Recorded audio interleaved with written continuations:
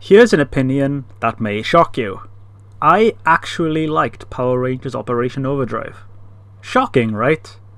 Now, I'm fully aware that this season of Power Rangers wasn't very well liked by the fanbase, and I fully understand that. I mean, the theme song sucks, the team is mostly unlikable, and there was that whole debacle with the Power Morphicon banner and more. I get it. I know why it sucks, but honestly, when I actually sat down and watched Operation Overdrive for the first time a few years ago, I actually had a pretty good time with a few things I actually really liked about it. I really liked Mac's storyline. I thought the whole thing of him being revealed as a, spoiler, robot was great, if a bit sloppily resolved. Spencer is a great addition to the non-Ranger cast, with his witty mannerisms and one-liners actually being quite funny. Tyzon is actually one of my favourite 6th Rangers, and despite his suit being ugly and not quite on the same level as Eric, I still really like him. I really like that one moment where Rose does a really angry instant morph. And the villain designs were actually really cool too. I know there's more of a positive to Bokenger, but it's still an aspect of the season that I like. The main reason I'm telling you this is so that you have a better context of where I'm coming from regarding my overall feelings towards Operation Overdrive. If you saw my last Power Rangers review, then you'd know that I liked the previous special anniversary episode Forever Red very much. I thought it was a fantastic tribute to the Red Rangers of the past that brought back old faces and mashed them together in a fun way, with my only real complaints being that it was too short and, you know, that bike thing. In comparison, my feelings towards the 15th anniversary special, Once a Ranger, are a bit more mixed. Like the previous review, I'm just going to give a rundown of what happens in the special with observations along the way, and then have a more definitive conclusion at the end. So, without further ado, let's accelerate towards the episode. That was lame, wasn't it? The episode begins with Camdo and Miratrix getting a precious gem from a museum. They were expecting a jewel from the Corona Aurora, which was this season's MacGuffin. On their way back, they're accosted by the Overdrive team, prompting a really ironic line from Will, the Black Ranger. I bet you're not just gonna give that back! If you want to know more about the context of why I find this ironic, then I'd suggest reading up on the controversy around his actor, Samuel Benter. They get into a scuffle, of course, I mean why wouldn't they, it's Power Rangers, and Camdo retreats. Next, we see Nog chilling with Furious in their ice cave. By the way, the show has a Yeti as part of the cast if you didn't already know that. And they receive a message on this little box bone thing. The voice tells them that it'll help Furious get the Corona Aurora if he meets with him. Camdo gets the message too, and throws the bone phone away, because he doesn't really care, but it teleports him regardless. They get sent to this green cave, where the rest of the villains are hanging out, as well as Nog for some reason. I don't know, Furious just kind of brings him everywhere, I guess. Their new, gracious host steps out, bearing an interesting design. He introduces himself as Thrax, the son of Rita Repulsa and Lord Zed, from the Zordon era. This raises so many questions, but we'll get to that later, when I discuss the pros and cons. Thrax was banished by the Sentinel Light in what looks like a space dumpster, and put on the moon? Right, okay, sure. Because his evil was just so evil, he escaped the space dumpster, and pulled a little "haha, I'm free" speech, just like Mummy Dearest did back in 1993. He's here to propose a temporary alliance to unite the villains against the Power Rangers, because they're the only thing standing in the way of the Corona Aurora, and the villains agree to go along with it. This whole thing of the villains realising that they'd be better off just teaming up is a bit like what happened in Old Man Logan, but way more kid-friendly. We go back to the Hartford mansion, where the Rangers are enjoying a celebratory glass of lemonade, I guess? Musing that they can't even remember what their life was like before joining the team. They enjoy the fun and excitement, but it's only Tyzon who reminds them about the whole saving the world thing. I like Tyzon. They get a video call from Thrax, who just knows that number, I guess, inviting them to a fight. And they oblige. After a bit of monologuing, the fight begins, with a villain squad fighting the Rangers. It's cool seeing them all on screen at once like that, and united, the villains are definitely a worthy threat. The villains unite their so-called evil energy, and somehow shatter their link to the morphing grid, which isn't a good sign. Sentinel Knight appears and teleports them away, saying he needs to find a way to protect the remaining jewels. The morphers are absolutely buggered, and the Rangers have no way of morphing. Despite having no morphing abilities, the Rangers actually make a fairly decent-ish stand at Stonehenge, actually putting up somewhat of an effort in their vehicles, but they're obviously at a huge disadvantage. All hope seems lost when the villains converge on them, but then the Fear Cat is suddenly attacked by someone using Frenzy Plant. They'll need to spend a turn recharging after that. Pokemon reference. Out of nowhere, the Mystic Force theme plays, which is a theme song that's actually grown on me quite a bit throughout the years. There, standing ready to fight, is Xander, the Green Mystic Force Ranger. Then Camdor is rocked by an explosion, and that awesome guitar from SPD is heard. It's the SPD Red Ranger with a friendly little hello. Sky sounds a bit weird, doesn't he? The Fear Cat breaks free from the vines, but is immediately attacked by Dino Thunder Yellow, accompanied by, once again, her respective theme. Then Ninja Storm Blue just kind of bounces around with the theme song I'm not really that fond of. So, we've got a nice little Disney era reunion going on here, which is awesome to see. This special is off to a good start, and I think, is that Adam? That's not quite the Mighty Morphin theme, but rights issues, I guess. My jaw honestly dropped seeing this. I mean, having Rangers from the recent Disney seasons was already cool, but having a Zordon-era Ranger returning, let alone a Mighty Morphin one, was just incredible. The veteran Rangers scare Camdor and the Fear Cat away, and we get to see the Rangers unmorphed. There's Tori, Kira, Xander, Adam, and Bridge? The two teams meet and go back, and Bridge explains that he became the Red Ranger following Sky's promotion to Kruger's old position. Makes sense. Sentinel Knight explains that he's called the veteran Rangers to act as the new team, restoring their powers. It's a nice hand-wavy way of explaining how some of them are able to morph, especially Adam. If Sentinel Knight has always had this power, then it does make me wonder why he hadn't brought more Rangers to stop this potentially apocalyptic threat, but whatever. We get this ridiculously cheesy line from the vets. I love it, by the way. Once a Ranger, always a Ranger. And Sentinel declares that they're the replacement team of Rangers. It's a bit harsh sounding, and I don't know why he worded it like that, since it's possible for two Ranger teams to coexist without one replacing the other. The Overdrive team naturally takes their job loss well by hanging around the house and enjoying their free time, being glad that the vets can take some of the heat. The veterans come back after a mission with banter amongst themselves, which I would have liked to have heard more of, but oh well. There's a nice little Tommy mention here too. Oh, what an incredible command center. Dr. O would have loved to see that. Hey, you know, I still can't believe he's a doctor. The veteran Rangers get sent out again to stop Flurious, who is building a giant wall of rocks in the middle of the road? Right, okay. Makes sense to me. And they take on the Mooks. It's fun watching them fight, especially Bridge, pulling off some really cocky moves. Xander and Adam's choreography is especially impressive. Adam is helping Hartford try and repair the Morphers, and he mentions that he might know someone who can help their efforts. And then we see that the villains are squabbling, because they did not expect the oldies. Thrax reassures them that he can handle it. Following their firing as the official Ranger team, the Overdrive squad just quits. Yep. These warriors, who still have powers that could be useful on an admittedly smaller scale, decide to give up. What a great example they give. This is something I'm definitely going to touch on more after the recap. What a fun special that was. Actually no, that's not the entire episode. In a cruel twist of fate, Once a Ranger was allowed 2 whole episodes to tell its story, while Forever Red, the better reunion special, was only given 1, and if you've seen my review of that special, then you'll know that my biggest complaint was the length. Doesn't seem fair, does it? Just to rub in the salt, if I was in charge of the show, I would have changed the opening of this one special with the veteran Rangers instead of the Overdrive team, just to mess with the audience. It's definitely for the best I'm not in charge of the show.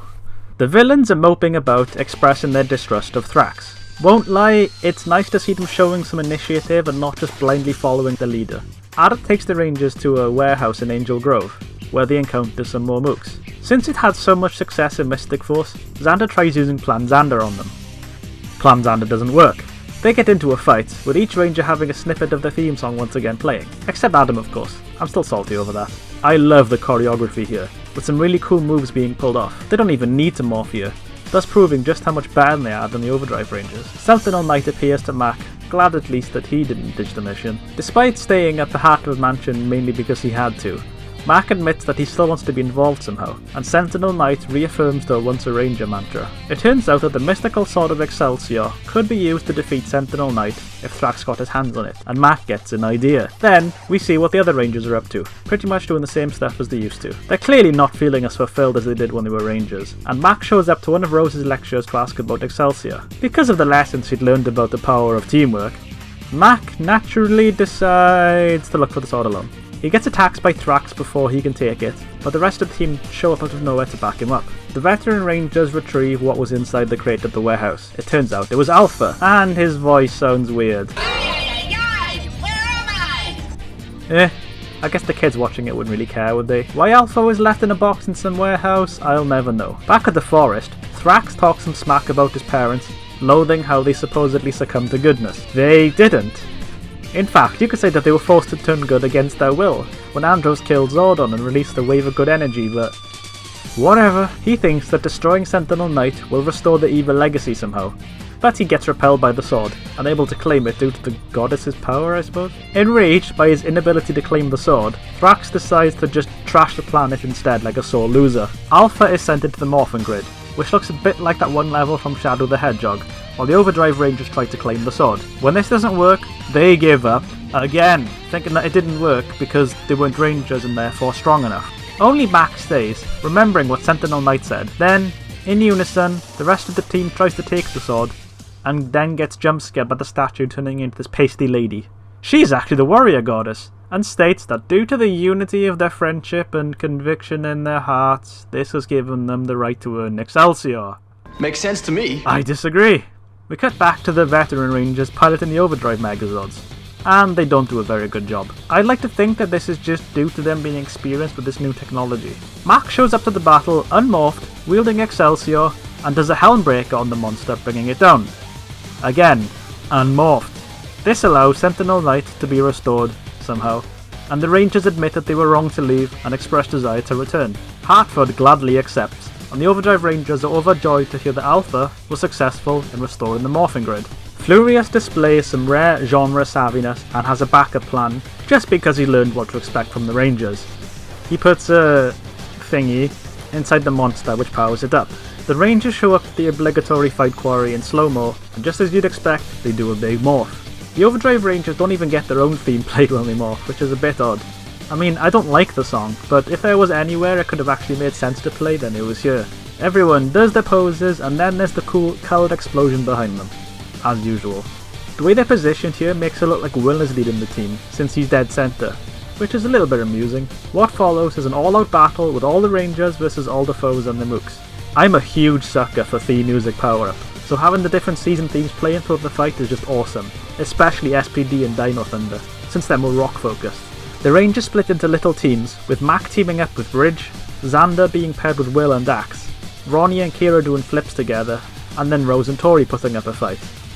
Nobody wants to team up with Tyzon though. Aww. At least here we get a bit more theme music power up for Overdrive. Adam conjures up the Defender vest, which really looks out of place on the Mighty Morphin suit, but you know, if it helps I guess. I think the Dragon Shield would have looked cool here, to be honest. He and Trax go to punch each other, and their fists collide in the air, causing an explosion, reminding me of any of the fight scenes from Transformers Cybertron. Adam busts out the power axe and squeezes in that more phenomenal, because of course he had to. The rest of the Rangers overcome the bad guys with the power of teamwork and epic posing and yada yada yada. And for some reason, when it gets to the SPD theme, it plays for the rest of the fight uninterrupted, even during some other team fight scenes, when they should have their own theme songs. I won't complain though, you know, it's a good song, so it should play. I'd rather have that playing for longer than the Mystic Force theme or the Ninja Storm theme, to be honest. Sentinel Knight shows up to stand against Thrax, and the supposedly supremely evil villain possibly makes one of the lamest outbursts I've ever heard. I wish I had the sword Excelsior, then I would use its power to destroy you forever! He sounds like a whinging 8-year-old. Me, I wish I had the sword. Sentinel Knight kicks the shit out of Thrax, and the Rangers all team up to fire their guns at once at the villains, blowing them up with an explosion. Then they do another explosion pose for good measure. The villains leave, returning to their old ways of working solo, which actually works better for them. Everyone goes back to hang out at Hartford's, and Spencer makes some butter toast for Bridge, of course. In case you didn't know, Bridge loves buttered toast.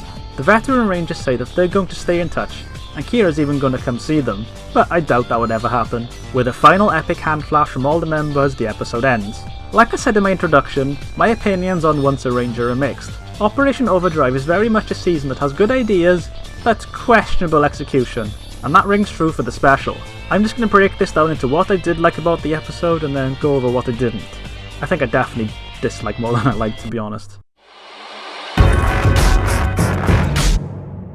Let's get the obvious one out of the way first. Having the previous Rangers returning was awesome, and the ones chosen were good picks. I really like Xander and I think he's great, but I can't help but think that Chip might have been a better fit. He was already a big fan of powers and warriors and all that, and seeing him geek out over 2 squads of Rangers with their own weapons and abilities would have been great. Maybe they just put Xander in it to have some green balance, which is fine. He's a good pick, but still. I'm not really sure what that thing was with the SPD theme playing for so long during the final battle, but hey, I like the theme, I'm not complaining. It would have been nice to hear the Mighty Morphin theme, but there was probably some rights issues there with Ron Wasserman. Oh well. I'm sure there's fan edits out there. I really like some of the choreography in the special, and I'm no expert on fight scenes, but I thought the creative attacks and wire work looked really cool. There was a nice little bit of story progression sprinkled in with regards to SPD, with Kruger, Sky, and then Bridge being promoted in turn. It's not much, but I always like it when the team up gives a bit more to the previous team story, like Reinforcements of the Future did for Time Force. It just adds a bit of continuity that I'm a fan of. And finally, I thought it was interesting how the villains actually working together for once proved to be effective for a time, which just goes to show how they could probably get a lot more done if they actually put their minds to it.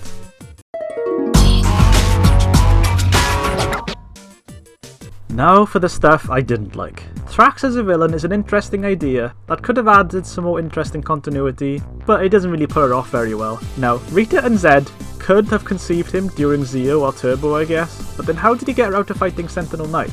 It can't have been that long after his birth, because he was in that space dumpster for a while, judging by his response upon breaking free.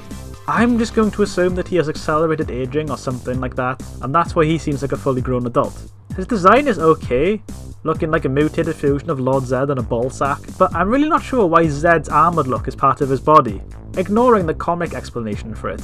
I'd always just assumed that Zed's armour was something he wore like protective gear for his beef jerky flesh. So, how did Thrax inherit that? I guess it's important to remember that not everyone who would watch this episode is a die-hard fan who keeps up with continuity and would notice inconsistencies. A large portion of the audience would likely be kids who haven't seen the old season and just think he's a cool new bad guy, or nostalgic older viewers who are just checking this episode out because it has characters that they remember in it. They would just hear that Thrax is Rita and Zed's love child who bears some features of their design and roll with it. They'd probably like it, to be honest. The Overdrive Rangers giving up not once, but twice, paints them in a really bad light. As we've seen in the past, team-up episodes are supposed to showcase the different teams working together, displaying the abilities of the past and present, and how the members' personalities bounce off each other. That's why Reinforcements from the Future is my favourite team-up, as well as its story elements. Having the current season team straight up quit when they lose their connection to the Morphin Grid sets a terrible example for these so-called heroes. Even before Thrax shows up, the only ranger to even bring up saving people as a positive of their powers is Tyzon. Yes, he's the only one. It's not the veteran rangers' fault, because they were happy to help, but having them take over when the Overdrive team gets depowered only serves to make the newer teams look bad in comparison to the older ones. These team-ups are supposed to make both teams look good, not be so one-sided. Even if they did lose their connection to the Morphin Grid, it wasn't a reason to quit, since they still had powers. Hartford was at the head of an organisation. I don't doubt that he'd still have roles for them in support or research or whatever would fit their talents. Having them just give up like that irritates me to no end. When they go back to their old lives, they clearly start to miss being part of Operation Overdrive and come back, but that doesn't really change how stupid it was for them to quit in the first place. I know Power Rangers is already silly, and you shouldn't always take it too seriously, but come on, at least the Rangers were never this straight up unlikable. Except Lucas, I guess. When they eventually regroup in the forest and try to take Excelsior, you'd think that everything would be good again. They've learned the error of their ways. However, this right here, this is the moment that really makes Once a Ranger take a nosedive into downright awful territory. When the Rangers are unable to take the sword Excelsior from the goddess statue, they give up. Again. They join back for what, 5 minutes? Then, they're already calling it quits and immediately start to head back. Mac doesn't give up so easily and tries to take the sword again, which inspires the others to join him, and eventually they're successful in retrieving the sword. The reasoning behind their successful retrieval is that they displayed unity in their friendship and conviction in their hearts. Yes, the team who gave up twice in the same story, who had to be reminded to be heroes, who only came around like 2 minutes before, have enough conviction to convince a mystical warrior goddess to hand them a sacred artifact. Yeah, that makes sense. It's just so ridiculous that it defies belief that anyone could have thought this was a good idea. Yeah, it's a kids show, so it doesn't have to feature a sprawling dramatic narrative that twists your brain or anything, but come on. Episodes of Power Rangers in the past have managed to tell more thought-provoking and heartfelt stories that didn't treat the audience like idiots, while still being easy enough to understand for young children. And why was Alpha just left in a box? I mean, sure, he's just a machine, but as we've seen previously, Alpha is a sentient machine capable of intelligent thought and some emotion. Surely, the Rangers of the past couldn't have been so heartless to just pack him up and leave him there. They could have had him working. Somewhere, anywhere. You know, maybe Tommy could have got him. Have him working in his lab or something. Give him something to do, please. Don't get me started on this special having 2 episodes while Forever Red was only allowed 1. That just stings a lot. My biggest issue with Once a Ranger is that it feels completely pointless as an episode and worthless as an anniversary. Yes, it was great seeing past Rangers returning and doing their thing, but everything else was so terrible. Regardless of your opinions regarding the Overdrive Rangers, they were still the current team, essentially the modern face of the franchise at the time. Having them shoved aside in favour of making the veterans look better just strikes me as wrong. Like they were intentionally trying to sabotage them by saying, "Look, they suck.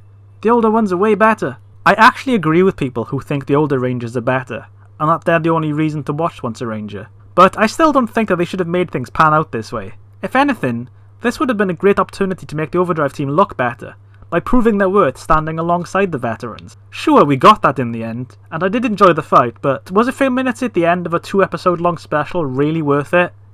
I don't think so. No, I don't. As far as an anniversary of the franchise goes, it's alright at best, and just unpleasant at worst. I still like it more than Dimensions in Danger, since at least the whole team gets a chance to do something, and not just take a backseat while Tommy does most of the work.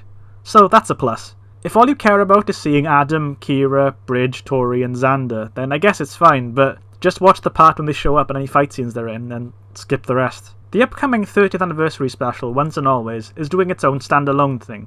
And let's be honest, more people are going to pay more attention to that than Cosmic Fury. I'm looking forward to Cosmic Fury, but it's obvious that Once and Always is going to get more focus with the MMPR cast returning. Because of this, I think it's for the best that it's separate from Cosmic Fury, because if it was just an episode of the next main entry, then the veterans would more than likely just overshadow the newer team. Doing this way allows both teams to flourish and do their thing, without having to make the other team look bad, like we saw in Once a Ranger. I'm not saying the Cosmic Fury team would give up, but they would definitely be overshadowed by the older Rangers, especially MMPR Rangers. And that's all I have to say about Once a Ranger. If you've made it this far, then thanks for watching. I hope I didn't offend any fans of this episode who prayed to the Once a Ranger shrine every night before bed, but if I did, then I'm not sorry for having my own opinion. Whatever you thought of the episode, be sure to let me know down in the comments, and if you want to see more Power Rangers stuff, then please subscribe and stick around for more, because I'm working on even more.